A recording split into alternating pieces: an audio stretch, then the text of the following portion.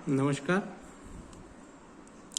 पिछले वीडियो में हम लोग देख चुके हैं घन की अवधारणा, आयतन एवं संपूर्ण पृष्ठ। आज इस वीडियो में हम लोग देखेंगे घनाभ की अवधारणा, आयतन एवं संपूर्ण पृष्ठ। तो आइए देखते हैं हम लोग घनाभ की अवधारणा और घन की अवधारणा। पहले ये देख लेते हैं, इसके बाद तब उसका संपूर्ण पृष्ठ और आयतन ज्ञात करते हैं। देखिए, सबसे पहले हम लोग आकृति के बारे में ज्ञात करें। घनाभ की आकृति, घनाभ की आकृति कैसी होती है और घन की आकृति, दोनों में बहुत नॉमिनल अंतर होता है। घनाभ और घन की आकृति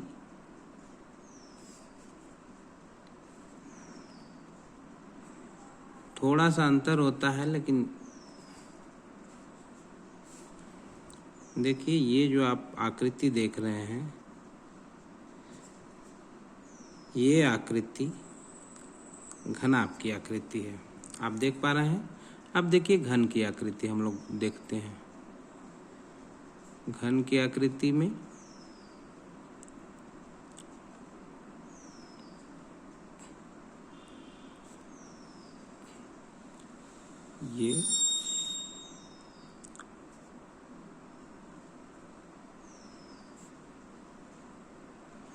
ये देखिए, ये घनाभ की आकृति है और ये घन की आकृति है। दोनों में जो मेन अंतर रहता है वह यह है कि जो घन है इसकी जो भुजाएं हैं वो समान होती है, यानी ये और ये चारों भुजाएं समान है, लेकिन जो घनाभ होता है इसमें चारों भुजाएं समान नहीं होती है और बकिया सारी चीज़ें सेम होती है। जैसे घन में 6 फलक होते हैं, घन में 6 फलक होते हैं, तो घनाभ में भी 6 फलक होते हैं, लेकिन इनकी चारों भुजाएं बराबर होती है और इसकी चारों भुजा या इसकी समस्त भुजाएं बराबर नहीं होते। इसमें कुल 6 फलक होते हैं, लंबाई, चौड़ाई, ऊंचाई। इसमें भी 6 फलक होते हैं, लंबाई, चौड़ाई, ऊंचाई।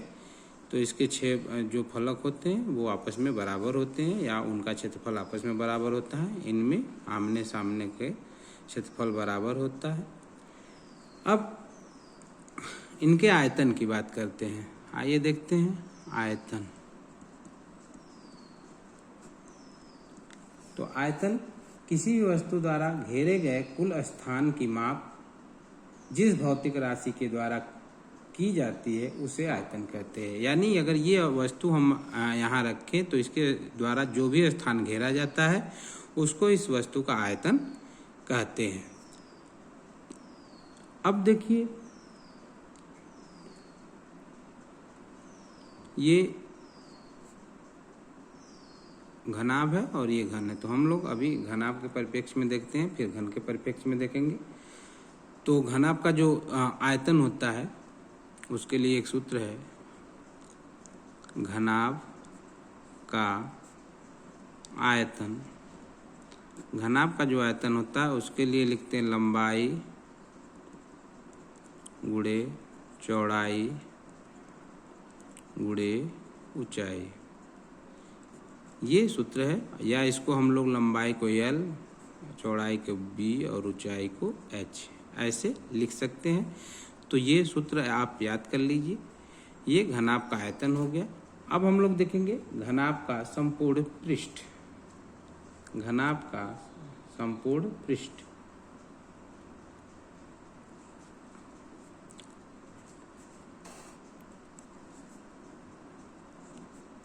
घनाभ का संपूर्ण पृष्ठ, इसके लिए जो फार्मूला होता है वह होता है 2 कोष्ठ में लंबाई गुणे चौड़ाई धन चौड़ाई गुणे ऊंचाई धन ऊंचाई गुणे लंबाई। ये फार्मूला होता है। ये घनाभ के लिए ये दोनों फार्मूला है। अब ऐसे ही हम लोग घन का भी इसी के साथ देख लेते हैं। घन का आयतन, घन का आयतन चूंकि घन की समस्त भुजाएं समान होती हैं तो लंबाई गुणे चौड़ाई गुणे ऊंचाई के जगह हम लोग लिख सकते हैं भुजा गुणे भुजा गुणे भुजा। ये 3 भुजा, इसको गुणा करेंगे तो हम लोग भुजा पर घाते 3, ये हो जाता है घन के आयतन का सूत्र। अब घन का संपूर्ण पृष्ठ, घन का संपूर्ण पृष्ठ, अब इसको देखिए, जैसे ये है 2 लंबाई गुणे चौड़ाई, चौड़ाई गुणे ऊंचाई, ऊंचाई गुणे लंबाई, तो ये दोनों, ये 1 2 3 ये बराबर है तो ये तीनों जुड़ जाएंगे, तो 1 2 3 गुणे भुजा हो जाएगा और ये भुजा का वर्ग हो जाएगा, तो हो जाएगा 2 गुणे कोष्ठ में 3 गुणे भुजा का वर्ग बराबर 6 भुजा का वर्ग। ये इसको हम लोग यहाँ a क्यूब लिखते हैं और इसको यहाँ 6a स्क्वायर लिखते हैं। तो ये आप जो उचित समझे वो लिख लें और इसको समझ लें। अब आइए इस पे कुछ न्यूमेरिकल देखते हैं, कुछ प्रश्न देखते हैं जो एग्जाम में आते हैं। तो आइए पहला देखते हैं हम लोग, न्यूमेरिकल नंबर 1। देखिए, नीचे दी गई लंबाई चौड़ाई ऊंचाई वाले घनाभों का आयतन ज्ञात करना है, यानी आयतन ज्ञात कीजिए, ये प्रश्न है। पहला क्या क्या दिया है, लंबाई दिया है, लंबाई कितना है 10 सेमी, चौड़ाई दिया है, चौड़ाई 8 सेमी और ऊंचाई दिया है, ऊंचाई बराबर 5 सेमी, ये दिया है। तो हम लोग हल देखते हैं। अब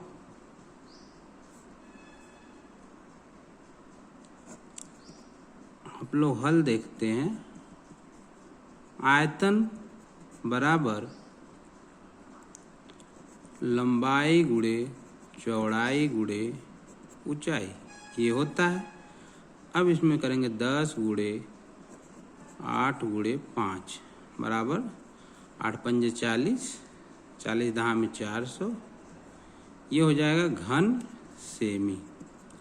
ये घन सेमी हो जाएगा, क्यों? क्योंकि यहाँ भी सेमी है, यहाँ भी सेमी है, यहाँ है, तो घन सेमी, या इसको सेमी क्यूब लिखते हैं, ये इसका आंसर हो जाएगा। ऐसे ही दूसरा क्वेश्चन है, जो दूसरा क्वेश्चन है वो आपका दिया है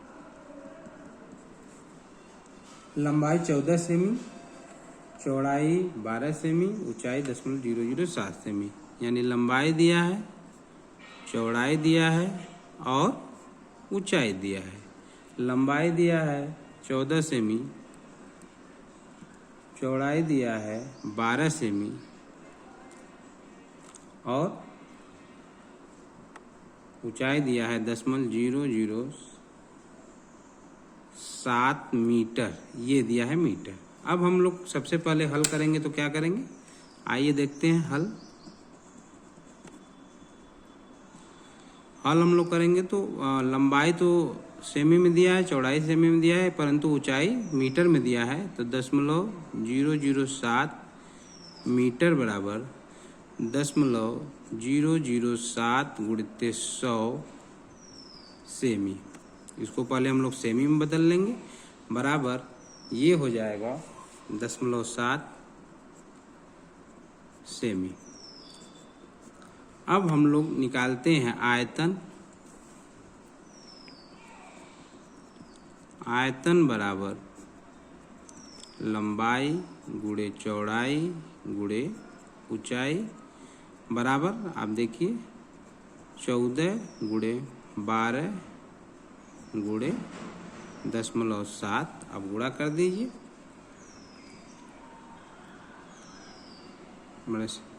14 गुणित 8.4 बराबर 14 चौका 56, 56 के 6, वहाँ से लाया 5, 112, 112 5 117, ये घन सेमी। आप गुणा करेंगे तो इतना आएगा और ये आपका आंसर हो जाएगा, यानी ये इस घनाभ का आयतन हो गया। ठीक है, तो आप इसको गुणा करके देख लेंगे। आइए नेक्स्ट देखते हैं।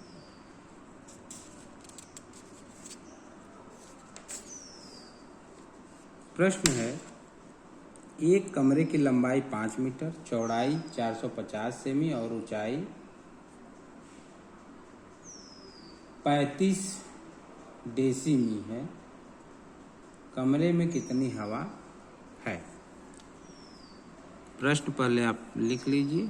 प्रश्न है, एक कमरे की लंबाई, तो लंबाई वो कितना दिया है? कमरे की लंबाई दिया है 5 मीटर।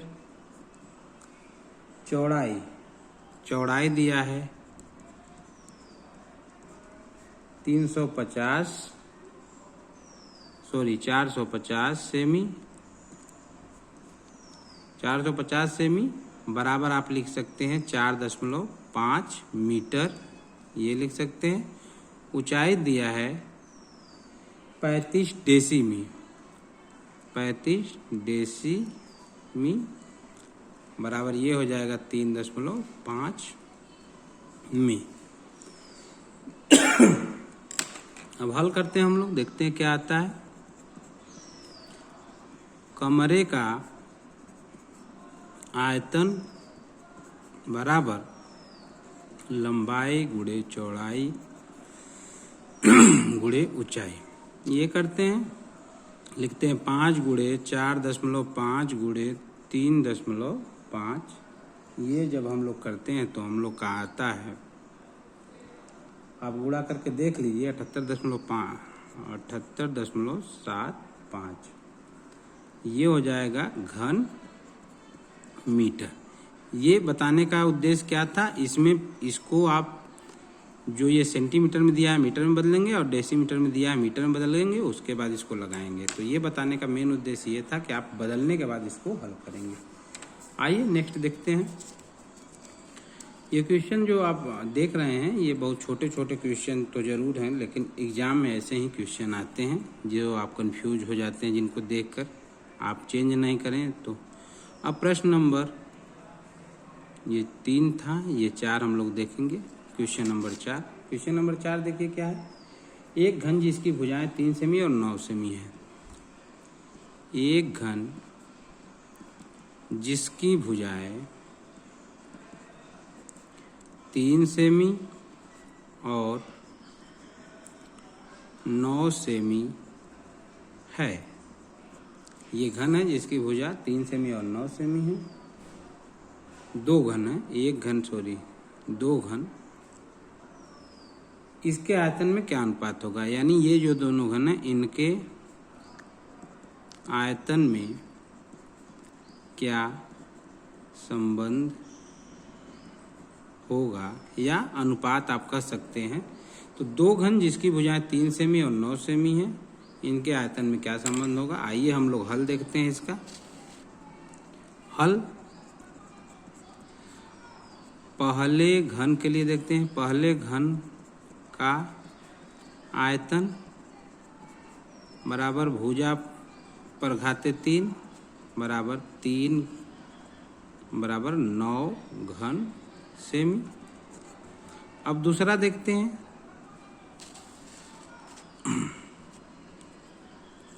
दूसरे घन का आयतन, दूसरे घन का आयतन जब हम लोग देखते हैं तो ये भी हो जाएगा भुजा पर 3, तो ये हो जाएगा 9 पर घाते 3, यानी 9 9 81 9, या इसको हम डायरेक्ट 729 घन सेमी ये लिख सकते हैं। आप गुणा करके देख लीजिए।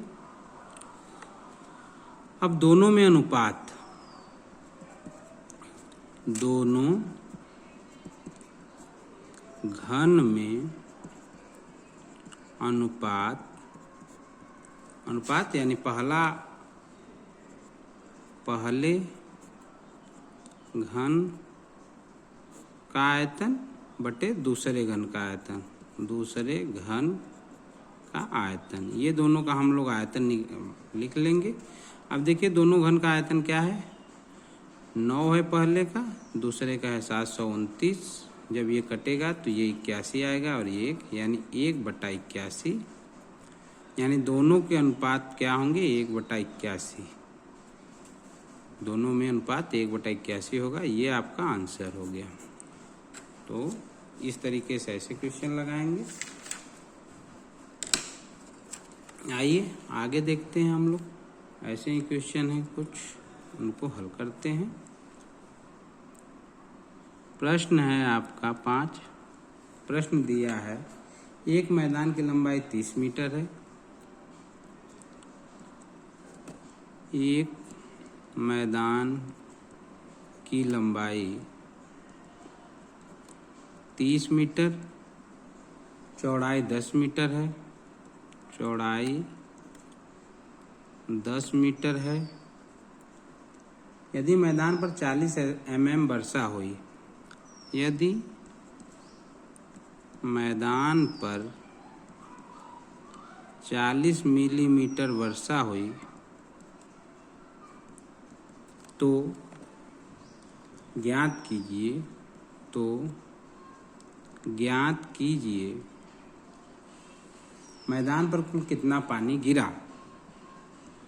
मैदान पर कुल कितना पानी गिरा। अब इसको गिरा, अब इसको आइए हम हल करते हैं और देखते हैं। इसको जब आप हल करेंगे तो पहले लिखेंगे मैदान की लंबाई।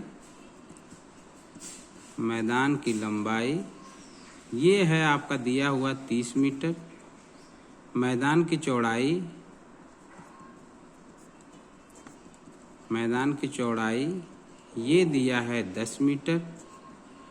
और कितना mm वर्षा हुआ, 10 मिलीमीटर, यानी ऊंचाई कितना हो जाएगा, 40 mm। अब हम लोग इसको बदल लेंगे मीटर में। तो ये जब मीटर में बदलेंगे तो इसका मान हो जाएगा 40/1000 बराबर 0.04 मीटर। ये हो गया। अब आयतन आप ज्ञात कर लीजिए। आयतन आप ज्ञात करेंगे तो आयतन बराबर आप सूत्र लिख के लेंगे, लंबाई गुणे चौड़ाई गुणे होता है, यानी 30 × 10 × 0.04 बराबर 4 × 12, 2 अंक पे दशमलव हो जाएगा तो 12 घन मीटर। और आप जब उत्तर लिखेंगे तो इसका उत्तर लिखते हैं कि मैदान में कुल 12 घन मीटर वर्षा हुई या जल। आप उत्तर किस प्रकार से लिखेंगे, उत्तर लिखेंगे कि मैदान पर कुल 12 घन मीटर पानी गिरा। मैदान पर कुल 12 घन मीटर पानी गिरा। आप ऐसे पूरा आंसर लिखेंगे तो इसको एक बार में देखते ही समझ में आ जाएगा आंसर सही है या गलत है। तो इस प्रकार से ऐसे क्वेश्चन, तो इसमें सबसे पहले आपको यही करना है कि ये जो मिलीमीटर में है इसको आप मीटर में बदल लेंगे, या सभी तीनों राशियों को जो लंबाई चौड़ाई ऊंचाई है उसको एक में किसी में बदल लेंगे, मीटर में या मिलीमीटर में। उसके बाद तब हम लोग मान निकालते हैं। आइए नेक्स्ट देखते हैं। एक क्वेश्चन आपका है, एक ईंट की लंबाई चौड़ाई ऊंचाई क्रमशः दिया, यानी ईंट है उसकी लंबाई चौड़ाई ऊंचाई दिया है। प्रश्न है, जो ईंट है, एक ईंट की लंबाई चौड़ाई ऊंचाई क्रमशः, एक ईंट की लंबाई चौड़ाई ऊंचाई क्रमशः कितना है, 25 सेंटीमीटर, 10 सेंटीमीटर और 7 सेंटीमीटर, यानी 25 सेमी, 10 सेमी और 7 सेमी। ये है। एक 5 मीटर लंबी और एक 5 मीटर लंबी और 5 मीटर लंबा हो और 3.5 मीटर ऊंची, 3.5 मीटर ऊंची तथा 25 सेमी मोटी दीवार बनाने में कितने ईंट लगेंगे? 25 सेमी मोटी दीवार बनाने में कितने ईंट लगेंगे? कितने ईंट लगेंगे? अब ऐसे प्रश्न को निकालने के लिए सबसे पहले आपको क्या करना है? सबसे पहले आपको ईंट का आयतन निकाल लेना है, उसके बाद आपको दीवार का आयतन निकाल लेना है, फिर दीवार के आयतन से ईंट के आयतन से दीवार के आयतन में ईंट के आयतन से भाग दे देंगे। जो भागफल प्राप्त होगा उतने ही ईंट उस दीवार को बनाने में लगेंगे। तो आइए देखिए कितने ईंट लगेंगे। हल सबसे पहले हम लोग क्या करेंगे?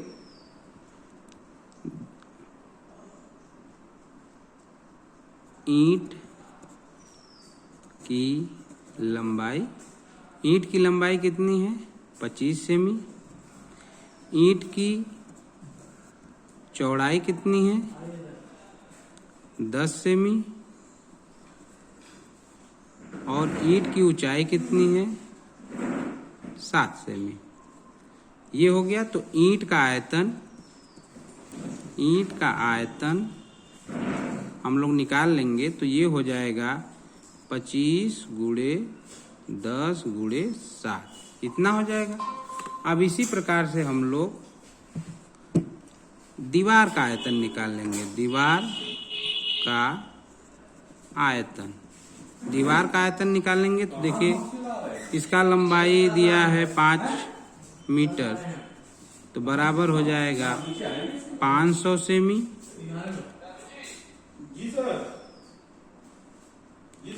चौड़ाई दिया है 3.5 मीटर, बराबर 350 सेमी। और ऊंचाई दिया है 25 सेमी। इसका आयतन हो जाएगा, आयतन आपका हो जाएगा 500 गुणे 350 गुणे 25। अब कुल कितने ईंट लगेंगे? कुल कितने ईंट लगेंगे? अब इसको हम लोग देखते हैं। ये आप कुल कितने ईंट लगेंगे? 500 गुणित 350 गुणित 25। इसमें ईंट का भाग दे देंगे, यानी 25 गुणित 10 गुणित 7। तो ये हो जाएगा 7 पचे 35, 5 पचे 25, 50 दहा में 500, यानी ये हो जाएगा